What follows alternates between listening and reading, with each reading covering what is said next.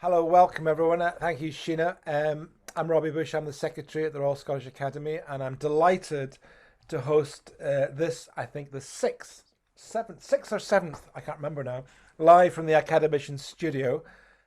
A very warm welcome on a very cold night to Henry Kondracki RSA, who was born in Edinburgh, and having been rejected from his local art school, he travelled to London to study at Byam Shaw School of Art in the early 80s, followed Yeah. by the Slade to do his masters, to do his undergraduate, sorry. Since then, he's exhibited regularly in London and Edinburgh.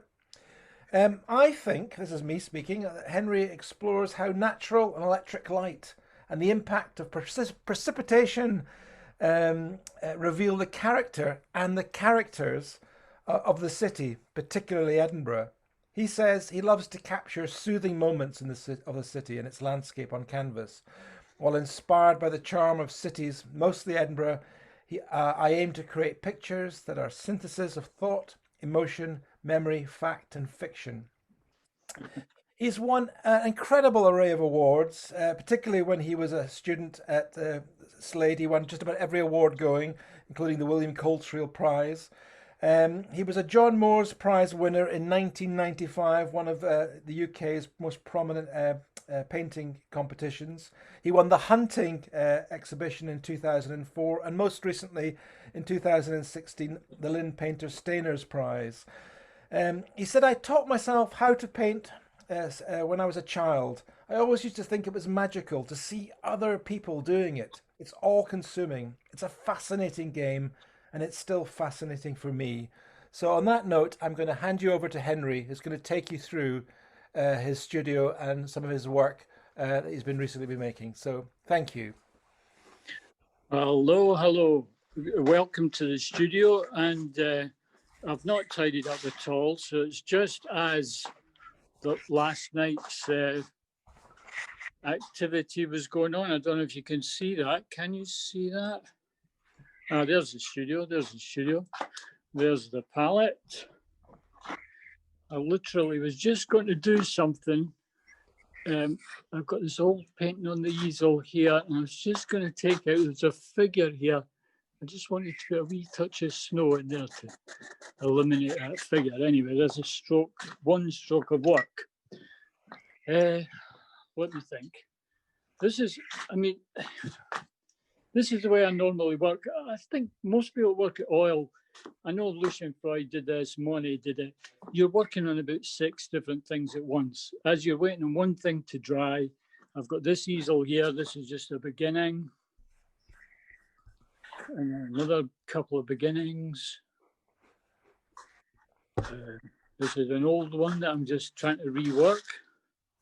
So they'll sit about in the studio for maybe a year or two. I'll turn them away. I'll bring them back. Usually nothing works in one go. Usually it's a process of failure. Turn it to the wall, forget about it, remember it later on, come back to it, pull it out. So it's, the studio's chaos, but kind of chaos that makes for creative sort of accidents. I've got all sorts of books here, and Edward Hopper or the Impressionists or whatever. Images will flop out by accident, and I'll pursue or be inspired by something or other, often by another artist, every picture's probably got another artist's picture in the background as I'm making it. Henry, will you sit and browse through catalogues and books while you're having your cup of tea looking at paintings? Definitely, and I'll have them open as I'm working as well, so that you're looking at things. I mean, we always had that in art schools. Everyone used to always have, a collection of little images that just inspires or gave you energy or made you realize how difficult it was or how easy it could be, either or. Henry, when you're going around with the camera, maybe stop on one or two of them for a few seconds so we can take them in. So this little one on the easel here. Tell us about this one. Which one? This little Yeah, this little one that you're just Oh, this is focusing on. I mean, every single painting is probably about 9 different versions. So this is the Venal, and I stood in the Venal for about it must have been about 6 weeks every day with an easel during the festival about 2, 3 years ago, and painted the castle, painted the Venal, on and on and on, and eventually abandoned that painting. But then I rework it from memory. This wee thing is a wee seascape that I've been trying to make work. It's not worked yet. And I've changed it, and changed it. Um, So when you come into the studio, what time do you get into the studio every day? What's your kind of normal pattern? Afternoon. Afternoon. So what are you Afternoon. doing all morning? Are you doing chores and other things, or is it just Well, in the house, I can do a bit of work as well. I've got a wee easel, a wee yeah? table there, so I'll often do vice versa. I'll do a little thing in this house, bring it down here, rework it here, and then I'll do another wee thing here and take it back, or one feeds into the other, so I've got the two things going all the time. So when you wake up in the morning, have you got a plan of which picture you're going to work on, how you're going to proceed? What's your kind of thought process, or does it just happen organically as the day progresses? Um, I would say if you're working on something at night time, on the way home, I'll get an idea, oh, I'll change it that way, or maybe I'll make it succeed if I do this or do that. Then the next day, that'll percolate through. I'll maybe get another idea for another painting that's an offshoot of the one that I'm working on at the moment. Usually it's kind of like, airplanes circling, waiting to land. You've got a few things in your mind all the time, but only when you're working. That only happens when you're working. Doesn't seem to happen very much if you're not, stimulating that nerve. So you're constantly spinning plates. Is that how your kind of operation? You're spinning lots of different plates and hoping Definitely, some definitely. of them will stay up. Some of them stay up, and it's also a way to trick you. I mean, I get obsessed. I mean, all painters must get obsessed. All have. You get obsessed on something, then it's all or nothing, and your whole ego's based on that one painting. So the trick is, if you've got two or three that you can turn it, if you can drag yourself away from one that you're so obsessed with and it's not working, and start another one, suddenly you've got another burst of energy. You don't care so much. It's kind of trying to stimulate a kind of beginner's mind, where Yeah. you're starting without really caring. And so this is a question all artists get asked. I get this a lot. So do you know when when it's done, or do you put things away and then bring them I back put later? Yeah, put them away, and then try and look at them objectively. So I pretend it's a student's work, and if it was a student presenting this thing to me, what would you say? If I was doing the tuition job, so you project that onto yourself. How do you know when it's done? It's probably never done. It's like that thing, you never finish a poem, you just abandon it. It's probably never done because you think it's done. Like, I thought this thing was done. And then See, 2 years later, focus it in on that wasn't. one, Henry. Let's see it. Let's see it. Yeah, let's just stop Yeah, on I that thought for a that sec. was done. And then you always find something, you always think, oh, wait a minute, I don't think that's quite right. And that doesn't feel good to me. But it's a tricky game. So you probably just abandon it more than finish it.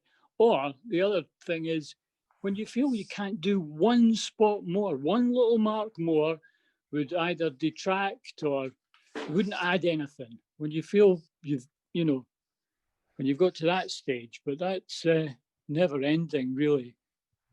I don't think things are finished. So Picasso said never finish them. He said always leave them unfinished. yeah, and do you get to a point where you think I've overworked this? I've put too much paint on. I've killed it. Oh, all the time, all the time. So then you start another version. Yeah. So you do. You, you, You kind of, to a certain extent, go into admit defeat and try it again, a different version. Exactly the same composition, or do you vary it, or what's your next strategy normally? uh, would be exactly the same composition, because it's usually you've taken a long time to figure out that composition. I mean, I'll draw it out, but the drawing always disappears. And I suppose technically what I do is like this little thing. I don't know if you can see Yeah, that. no, good. Yeah, this wee thing. This is just blocked in with acrylic paint. So what I do is I'll block it in with acrylic paint, and that means I can erase it or change it very fast, very easily. And then once that's reasonably settled, I'll put a thin skin of oil paint on top of that.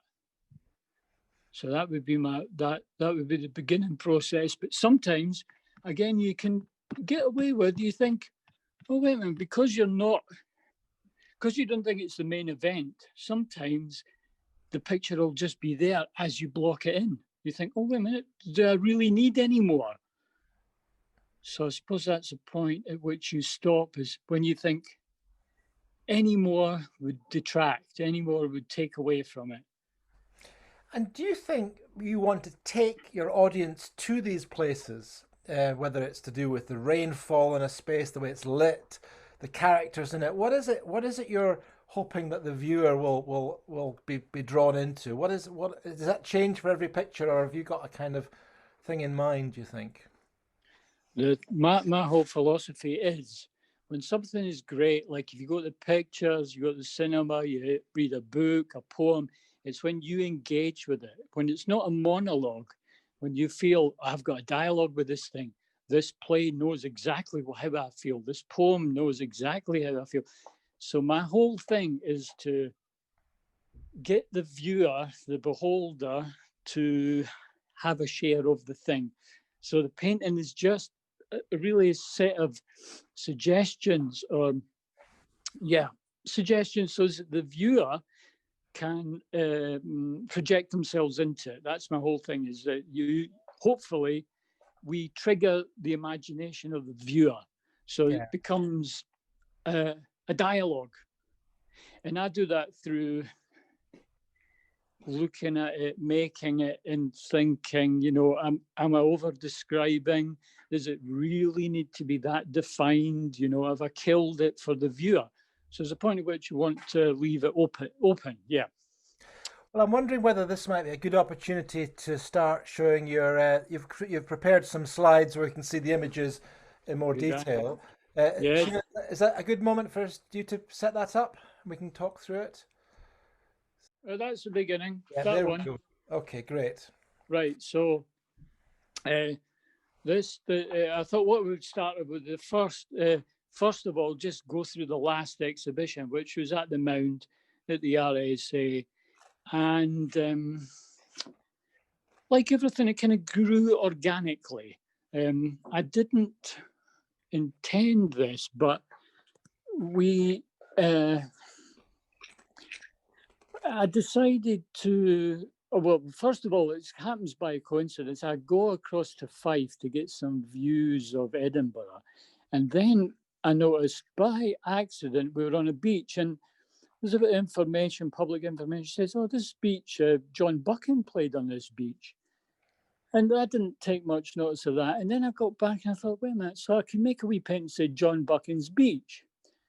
Then that sort of clicked into me thinking, wait a minute, there's so many writers and so many poets and so much literal, cinema, everything comes out of Edinburgh, from Conan Doyle to Muriel Spark to J.K. Rowling to on and on and on. J.M. Barrie even went to Edinburgh University. Now, this one here, this painting here that we're looking at, I realised that there's a point from Infirmary Street in Edinburgh up to Drummond Street in Edinburgh that's had so many literary connotations. Conan Doyle went to study medicine in Infirmary Street. That's where he met Dr. Joseph Bell, that he based Sherlock Holmes on. Muriel Spark bought her notebooks from Thins. She says Chambers Street, but it wasn't Chambers Street. It's where Thins is, where Blackwell's is now. Stevenson used to drink up in Rutherford's Bar in Drummond Street. J.K. Rowling also wrote part of Harry Potter in the cafe just in Drummond Street. So I thought, oh, that'd be nice to pull all that together somehow. And the only way I could think to do that was to elevate it all and have a kind of aerial view of that part of the town. So that's the reason for this picture. And I think they all need a reason. I need a reason to paint a picture. I don't, the idea of an arbitrary, just kind of, make a picture for no reason. I need a reason. So that becomes the trigger for you to design the picture. Yes. Yeah. Okay. Shall we move on to the next one? Yeah. I just want to say one little thing about that last one. Okay. Go back one. The colour's loosely based on Max Beckman's self-portrait with tuxedo. I don't know why that came into my mind, but that really sharp contrast of light and dark, of that kind of yellowy light. So it's a kind of portrait of imagination, maybe, that, stimulated by Edinburgh's geography. Anyway. Okay, we'll move on. That's it. Next one. Well, this is my part of town, really. This is where I grew up. Across the road from here, Blenheim Place, Colton Hill, is where we played as kids. Doffo's Pet Shop, now gone. And so it's just a celebration of that little area. We used to live, when I first was born, up in Royal Terrace, and then we moved down that hill.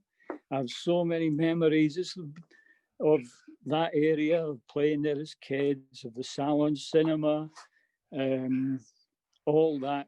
Also, again, Stevenson used to, it sort of interests me, so Stevenson and Conan Doyle. Conan Doyle lived in Piccadilly Place, and Stevenson, in one little essay, talks about going to a newsagent well, it wasn't a newsagent, I don't know what you call it, bookshop, in Antigua Street.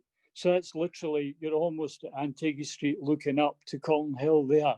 So it's a sort of celebration of that, of the topography, the kind of the stimulation and of the imagination by the physicality of Edinburgh. I mean, Stevenson hadn't been born in Edinburgh, hadn't looked down Leith Walk, hadn't bought his pirate ship books, or would he have written Treasure Island, blah, blah, blah. It sort of interests me how much the place that you live, functions on your imagination. Absolutely. And what is it about either encasing a place with snow, or the wetness of the street, or the light that's hiding things in shadow? What is it about that allows you to reveal the spaces in your own way, more than perhaps everything being bright? Or yeah. Well, the snow to me is a way of, it's like light. The snow, actually, if you took all that snow away from that picture and shone a bright bit of sunlight on it, it would hit exactly the same places. It would hit the top of Colton Hill, it would hit the top of the church. So the snow is like, I think I first got the idea. I was walking home through the snow, and I looked at a statue in Chambers Street, actually, and I thought, it's just like light. It's like light hitting that side of the statue, illuminating that side. So it's a different way to do light. It also kind of like, you have to, half the picture is again in the beholder's mind, because you have to imagine, oh, what's underneath that bit of white is the roof of the church, but it's not really, it's just a bit of white. So it's the ambiguity of that interests me, the ambiguity of picture making, or how the brain reads a picture. That's what sort of fascinates me. If you look at Vermeer close up, there's not that much there. You stand back and it's all revealed, but it's in your mind. It's he somehow has triggered your mind to complete the equation. So as you enter into it, you read into it, and you read into your story, your beliefs, or your interests about the girl with the pearl earring or whatever. It's a beautiful picture. What size is that one, Henry? Which? Oh, this thing? Yeah. I don't know off by heart. That was in Not your that huge. last show at That the was in the last yeah. show, I and remember seeing it. I just can't remember the size, but it was a modest size, that one. I think it was not a yeah, huge one. not huge. Yeah, Yeah, like 30 inches by yeah, 25, something yeah. like that. Not huge. Beautiful, beautiful. I think my And it also favorite. it Go on. interests me. The times have gone. Like all these buildings are the same, exactly the same, but all the people that I knew have gone. My granny, my grandfather, my mum, my dad, they all walked up and down that hill, and they've all gone, but the hill's still there. Well, That of kind of course, interests me. this was the beginning of the part of the new town that never got built. The bit between here and Leith Walk that was Yeah, they yeah, yeah, started yeah. to build it, but it never got finished. That whole Ah, area. right. Yeah, Like the Edinburgh's disgrace. Yes, yeah, exactly. Shall we move on? yes, yes. Let's go. Now Ah, again, we're tracking back to the last show. Um, we used to go on holiday to Kinghorn, so I'm tracking back through my memories of being a child on that beach and the beach behind it. But I also I also thinking about monks. There's a couple of monks I can think of where it's just so loosely painted. You just so rely upon a nice bit of drawing, and the paint just sort of flows on.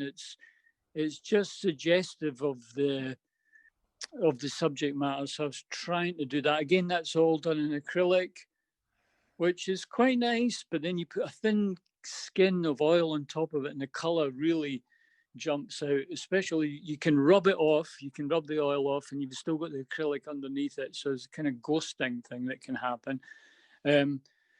Also, it's part of that last show where, in Kidnapped, Robert Louis Stevenson,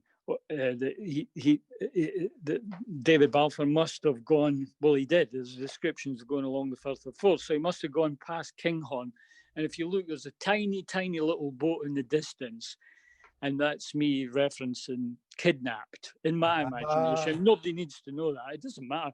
But it's also a slight reference to Bruegel's The Fall of Icarus, where the main subject matter is just tiny, tiny little element in the whole thing. So it's a way to have kind of narrative, but it's not obvious. so you say it's a memory, but Yeah. did you have to get reference material to kind of rekindle the space, or did Oh, you manage to conjure it up? no. I went over, drew it, photographed it, drew it again, lost the drawings, lose the photographs, do it from memory. And also, it's not factual, really. It's all, the colors. In the back of my mind, I thought, I'll do what Matisse used to do, which seemed like he sort of accurately would know what's going on with the drawing, and then the color would not be quite arbitrary, but then he'd be able to fly with the color, he'd be able to invent, but it's based on that sort of kind of concrete architecture underneath it. He knew the subject matter, and maybe Van Gogh as well. He knew the subject matter through drawing, and then he could just paint so almost freely with the color. He could sort of invent with the color, or be kind of heartfelt with the color, maybe. Yeah, yeah. I've never been to Kinghorn, so it's a space you've taken me to. So thank you. Shall we move on? Shall we move on? Yep. I know this Ah, space. Yeah, magic. Yeah, go on. we're going back in time now. We're Yeah, tracking back. This must be, I used to take Eddie, who's our youngest, so he's 24 now. He must have been about 10, so it's maybe 14, 15 years ago. So I would sit up while he was getting his swimming lesson. I would sit on the balcony, the spectators section. And I used to love swimming when we were kids. That was a great thing. Infirmary Street pool, blah, blah, blah. So it's a celebration of swimming pools. And to some extent, I wanted to hear the painting. I mean, maybe even during the process of it, I could almost smell the chlorine yeah, and yeah, hear the screams of excitement. yeah. What I'm wanting to do is kind of create a bit of joy as well. How joyful kids are just through jumping in a pool of water. It's the most ordinary thing, but Now I'm going to ask you, as an artist, I'm going to ask you a technical question. I find painting water incredibly difficult. I've never really achieved it. What would your advice be to anybody who's painting either puddles or deep water, or what is it? How do you get that sense of depth? Oh. Ooh. Well, let me think. How did I get it? I know it's all acrylic paint initially, so very soft. I mean, I remember John Hoyland used to teach at the Slade School, and he took us to his studio once, and he showed us. He goes, "I put them on the floor, and then it's always acrylic with Hoyland, and then I sort of dampen the canvas, and then I'll put a coat of color down, and that makes it all diffuse and soft." So since then, I've thought, oh, that's an interesting. I maybe even did that with this.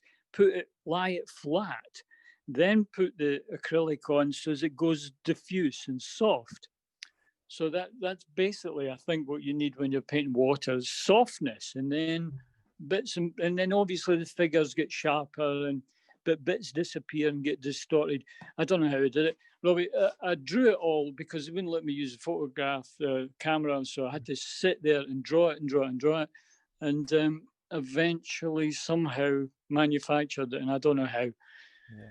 Most Well, of the things I don't know how. How do you get there? I don't want to know how to I know get there. it's an impossible question to ask, but I'm sure lots of people would like to explore that, and then that little lovely splash at the end. That you can hear that splash of the Yes, of yes, it. I observed that, yeah, and tried and thought, how, in that split second, how can you possibly do that? So Yeah. uh, you just jump in, like you jump in at the deep end and see what happens. I put the paint on and think, well, it must be a splash of white paint that I've seen. I've got a little record of it, just a couple of scribbles. But I think you're working from memory as well, because the drawing sits in the back of your memory, and then you're working from that. So, Yeah. Yeah. but how to do water? Basically, I don't know. I think you've more than answered that, so that's really thank you very much. Thank you. And remember, everyone, if you've got questions along the way, I've got a couple come in. I'll pick them up as we go through. But if there's anything you want to ask on specific works that we're looking through, Henry, do you want to move now on to the next one? Yeah, use the text, and I'll read those out. Oh yes, well, there's a classic view. Yeah, that must have been it. This thing went on and on. It went back. It went over to some show. It came back. I think it almost won some competition. It's probably on the go for 5 or 6 years, and I don't think this photograph of it is the last version. I get a feeling I changed the blue to yellow on that guy's coat, but I can't remember. So it's gone. So it was reworked and reworked and reworked and stripped back and reworked and left in the studio, abandoned, and then reworked. I mean, they all go through that kind of process of almost dying. In fact, they almost always have to kind of die on me, and then I resurrect it, bring it back to life when you're not feeling so crushed by it, because it can flatten you completely, your ego. But as I said, the trick is keep lots of things going so your energy gets renewed. But it's taken me a long time to learn that. Nobody taught me that. I had to experience that. And it's just an experiential thing. You just realize, oh, wait a minute, all that anxiety about that picture's gone. Now I'm on this picture. So you just learn by experience. This one is why did I start? I started this one because my granny used to I used to chum her up to Woolies, which is on that corner, and she said to me, "Oh, the artist that made that sculpture, he did something wrong and he killed himself." And since I've been a child, that's kind of haunted me. That's the sort of responsibility that we bear. If you get it wrong, you've got to commit hara-kiri. But that was one of the reasons to do it. The other reason is it's not changed. That view, I don't think it's changed since about 1846. So it's kind of interests me. You can look at photographs and see people in top hats and horses and carts. And so you can go through the 50s and the 40s and the 30s and right up to now. But the view stays the same. The buildings stay the Yeah. same. But the characters all change, and it's I've that not. fragility that Yeah. interests me. Also, it dawned on me, these monuments are kind of like the city's memory. This is points of the city that is remembering itself. It's telling you about itself. Just like a painting in a way, you know, painting for me is telling you about your own memory. Yeah.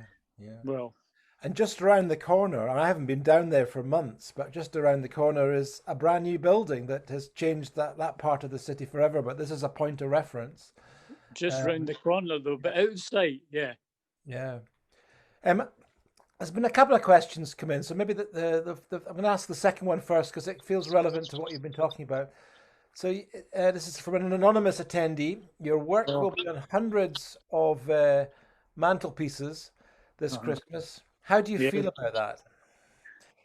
And can you say anything about the two pictures chosen for the Christmas cards?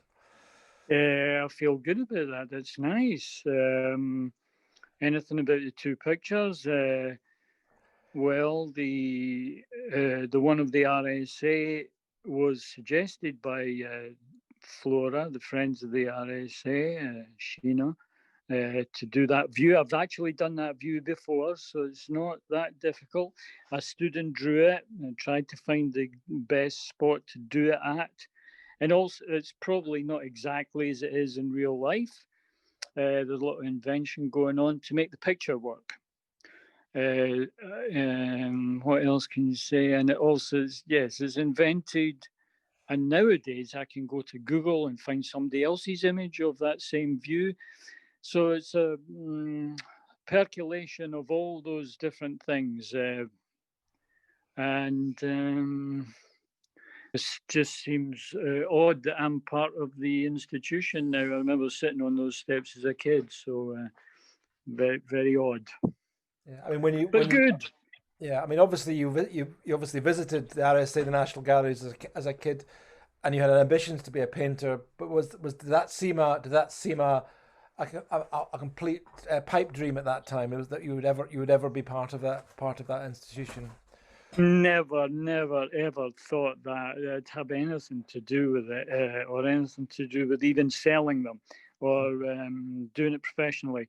I don't know. It's a funny thing. I just wanted to do it. Yeah, That's all. And I still just want to do it. That's the thing that interests me most: is doing it, making it, trying, failing, trying again. yeah, Um, whether and that's the complete. That's the complete source of excitement and interest, is the actual doing, the actual making. Everything else is, you know, sort of predictable or whatever. It's the unpredictability of it that interests me, the sort of endless fascination of the game. No, no, no, no, no, never knew.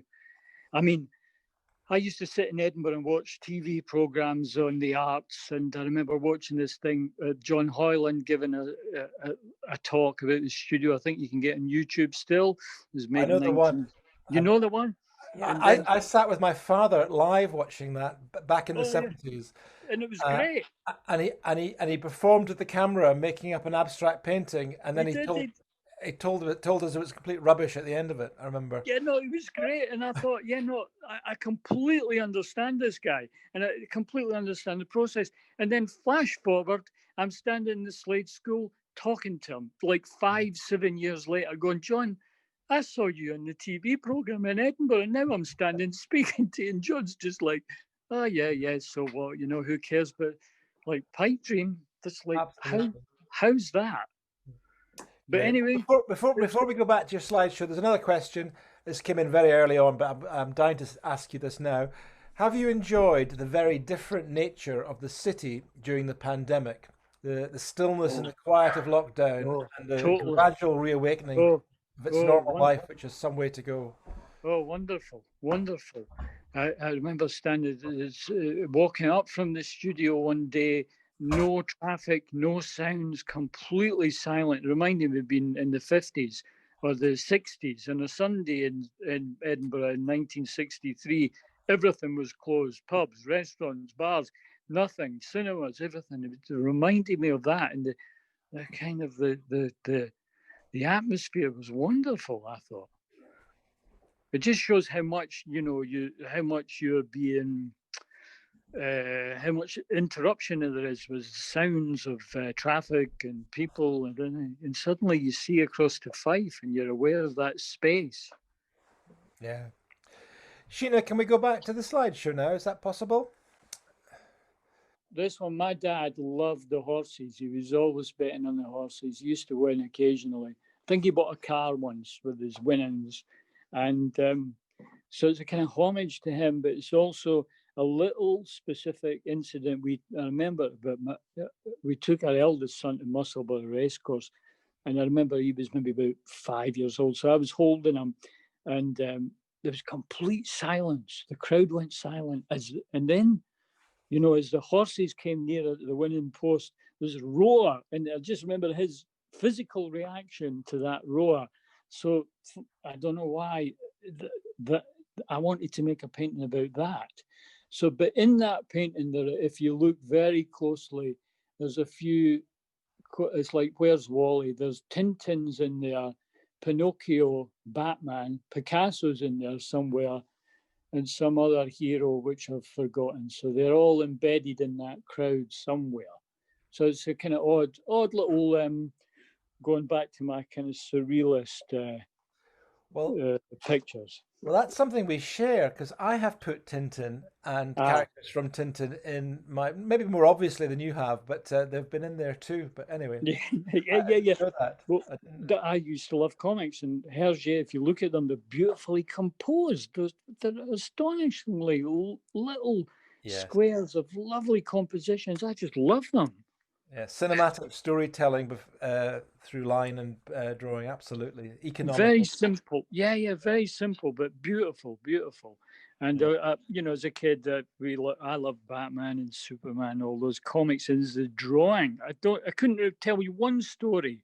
It was just the drawing. I used to just look at the pictures. I don't think I read Did you them. copy them as a child? Did you copy the drawings? I used to copy them. I used to cheat and copy them with them. You used to have that carbon paper, and Yeah, you could yeah. put that in copy. And I would say to people, "I've done that." And, oh, that's very impressive. But it was a lie.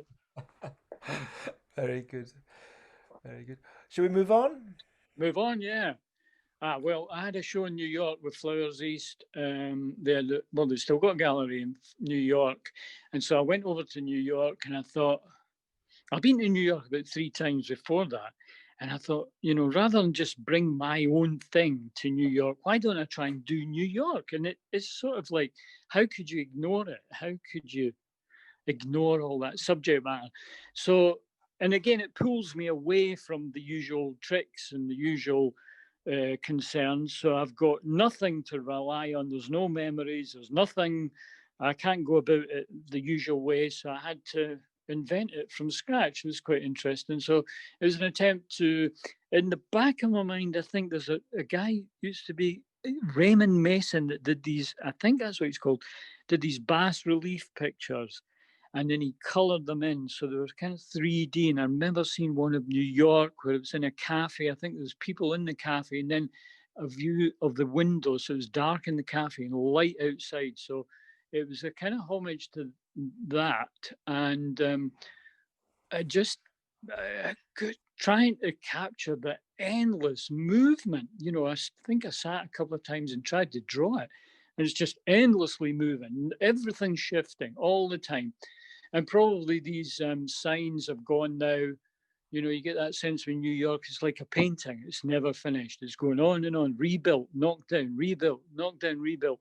So it's an attempt to capture the atmosphere, the characters, and the ambience of New York, trying to get a bit of the passing parade. I remember a few characters walking by, cowboy hats or whatever. You think it is like being in a movie, Midnight Cowboy or something, So it was, I couldn't ignore it. I had to do it. So I did a whole show of New York pictures, and that's just one of them. I can't think. And again, reworked and reworked and reworked. And did you do them back in Edinburgh or did you do them while you were out there? No, did them in Edinburgh, Yeah. and then shipped them down to London. Then they went to New York. You can hear the noise. You can hear the chatter, the Traffic. banter, the the no nonsense shouting at each other as cars get in the way of Yeah, people. yeah, the toot of the horns or Yeah, whatever. absolutely. How much? No, How much has cinema and film, the presence of you talked about, the awe and wonder of being in the cinema and film. Is it a major part of your kind of makeup, or is it something else? oh no, I think totally, totally. Going to the cinema as a kid, we used to go to the Salon Cinema. So every Saturday, that to me was just a visionary experience. I was totally swept up by that huge screen. Probably wasn't huge, but just totally mesmerized by anything on that moving, those images. Again, I couldn't tell you a story, but I Mm. can remember like Hercules or Jason and the Argonauts, that kind of imaginative trigger. No, totally like a religious experience. It was, yeah, and swept away, to other parts of the world and other, mythological places. Yeah, totally. Okay, we've got about 15 minutes, Henry, so I don't know how many more Right. slides you've got, so we'll maybe need to sort of move through these ones. Oh, wow. Wow. Well, this thing is painted in 1977. The second show I ever had, I think I must have been 25, was in the Traverse Theatre. So I knew the guy actually, and he said to me, "I'll come back in 6 months." I'd worked with this guy. He says, I showed him folio for a show in the Traverse Theatre, and he said, "Oh, come back, show us some other work and come back in 6 months." So in 6 months, I cobbled together all this work to impress this guy. I think he deliberately did that to up my game. And I thought, I'll because it's a theatre, I could enter into that world of theatrical jugglers, hypnotists, blah Yeah, blah yeah, blah. yeah, yeah. There's this sort of circusy thing, and I love Chagall, so it's kind of like that period. And at this period, this is the juncture at which I used to do abstract painting and figurative painting. And at this point, I decided to go all figurative. And I never have been able to get back to the abstract work, which was a bit like Paul Klee, a bit like Alan Davey, that kind of thing. But there's also this figurative thing going on. And I think partially I kind of invented a character, a painter, a Polish painter that nobody's heard of, that I became, a bit like Sergeant Pepper's, you invent another persona to work through. So that was partially the reason for this picture, which is so old now, Yeah. 1977. I think it was 43 years ago. So what stage of your career were you at? Was this after being a student at No, Slade? this is before going to Slade School, Yeah, gosh. before going to Byam Shaw. Oh, wow. A bit of night classes and a bit of just me teaching myself, basically. I thought I'll teach myself, I'll learn myself. I mean, the figures were quite a prominent part of your work. The lollipop man, the ice cream seller, all that for quite a bit, for Yeah, quite a time. They're less prevalent now. Is there a reason for that you've kind of moved away from the figurative element, or? yeah. I think it's a tricky one, isn't it? Because figures dominate. The minute you have a figure, it's like, oh, what is he doing? What is it? And it's sort of, I feel to some extent, it stops you investing in the painting to some extent. So the figures are just little triggers in a space or in an environment. But I still do them, but yeah, not as dominant in that. Yeah, Definitely not. yeah. Full figure. It's wonderful to see this. I always imagine you probably did things a bit like this earlier in your career, but I've never seen them, so it's great to see. Well, Thank you. Because I asked you specially to yeah, pick out yeah. something from a long time ago, so I really Yeah, feel. no, there's a whole bunch of them, all Yeah, acrylic on paper. I mean, there's a figure in this, but yeah, well, there's a point of reference. It's a little figure, but it's not so dominant. It's more the environment around it. Hopefully, or I feel, I'm more invested in the whole thing, and then I come to the figure and what is the figure doing and where are they going, and it's not so dominant to the whole picture. It doesn't. They're part of the environment rather than the subject of the environment. Yes, Yeah, yeah. yes, yes, yes, yes. Should we just, I don't know how many more that you've got left, but should we just kind of roll through some of these and you can pick out some of Oh yeah. this is amazing with the water on the window. Water on the window. Well, somewhere or other, I think I read Whistler said that. I think I'm not sure this is true. Whistler said, "Oh, you can't be a painter unless you can paint steam on a window." I think it was steam. So that was my attempt to do not steam, but rain on a window.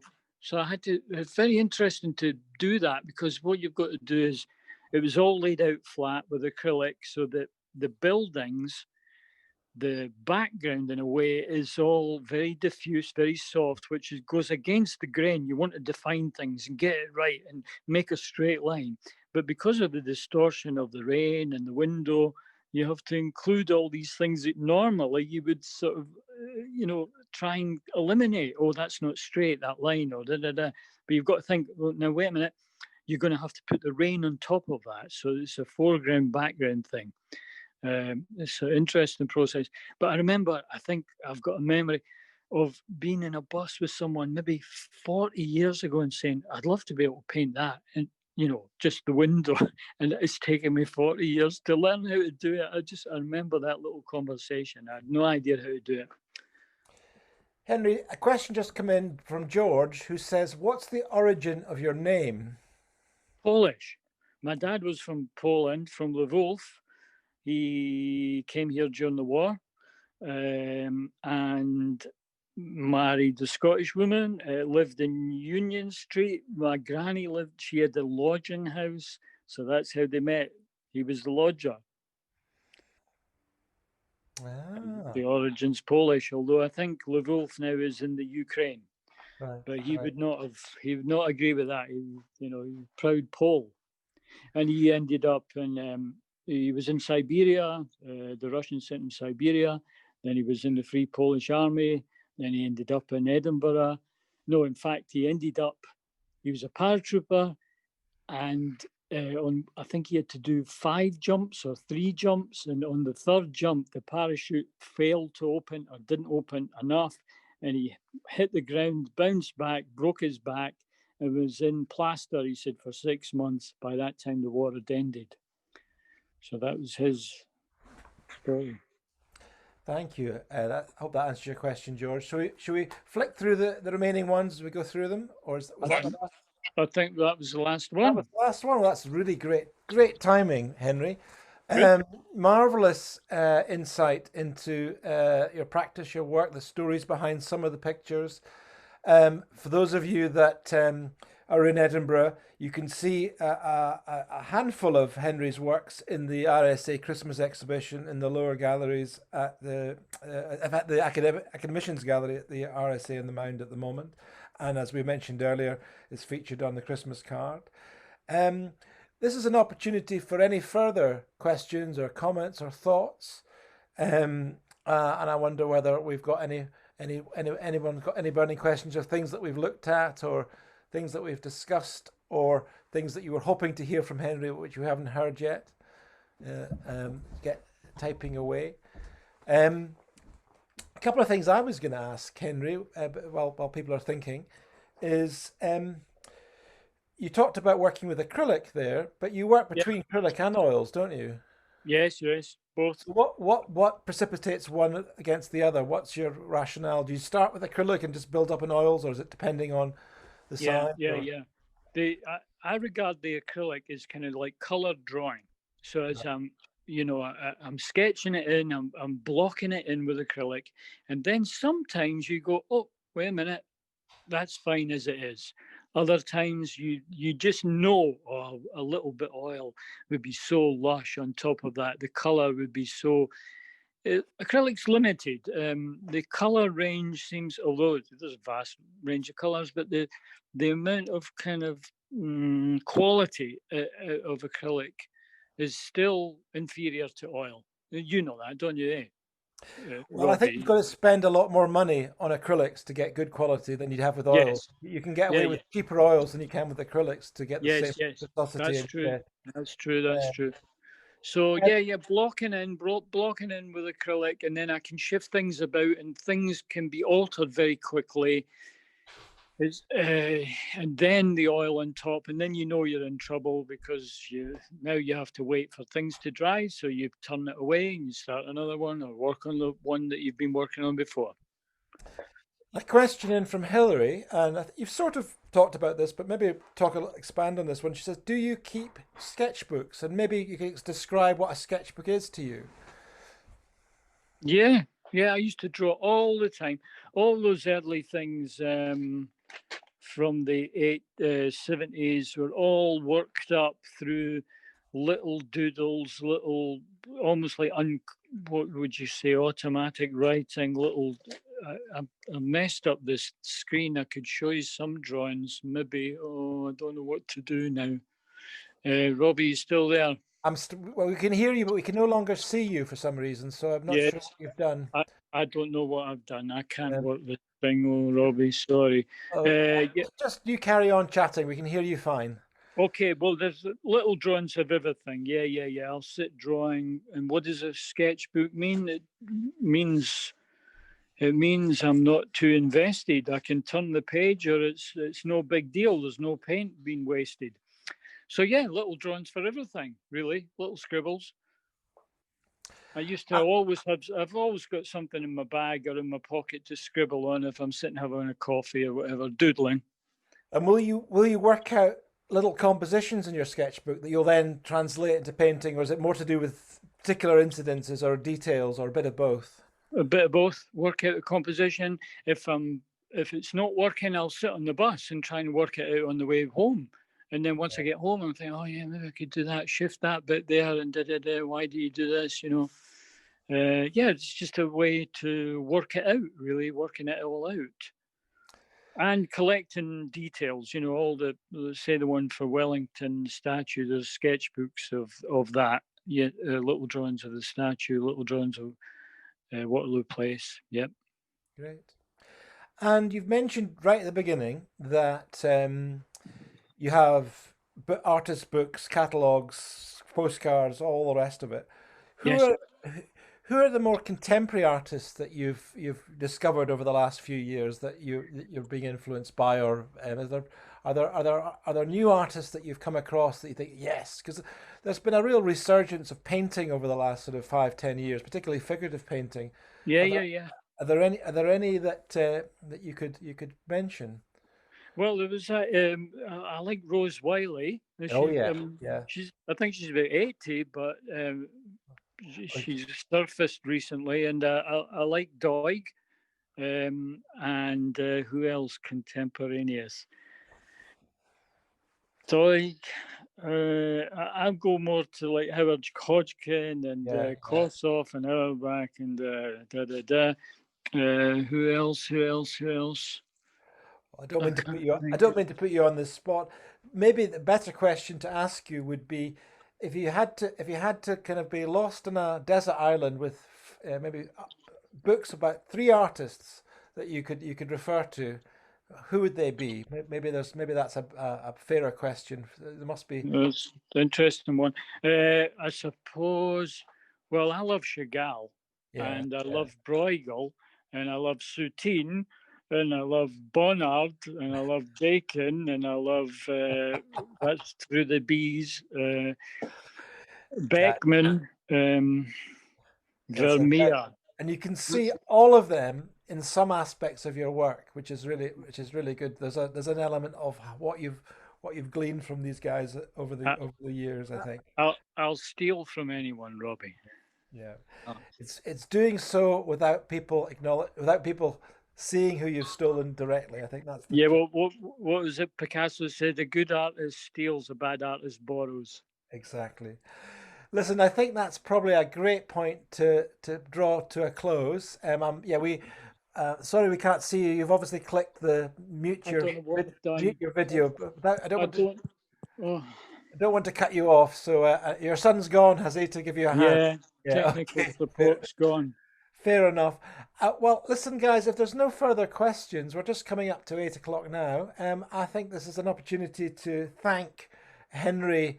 I don't know if we can't do a clap, but I'm going to clap on behalf of everybody here. Okay. It's been absolutely magical talking to you. And Thanks. to have a very unique insight, and to see what I would regard as as a real artist studio full of all sorts of intrigue and bits and pieces. We've seen a lot of sculptor studios on the series so far, so it's Right. very nice to see something that's a very different You're a character. painter. Great. Before we go, Yeah. I want to take this opportunity to thank Alana Brady, who's our development officer, who's been an amazing development officer over the last year or so. But unfortunately, she's having to go back to America at the end of this next week or so. And Shame. helped set up this series, so I want to acknowledge that publicly.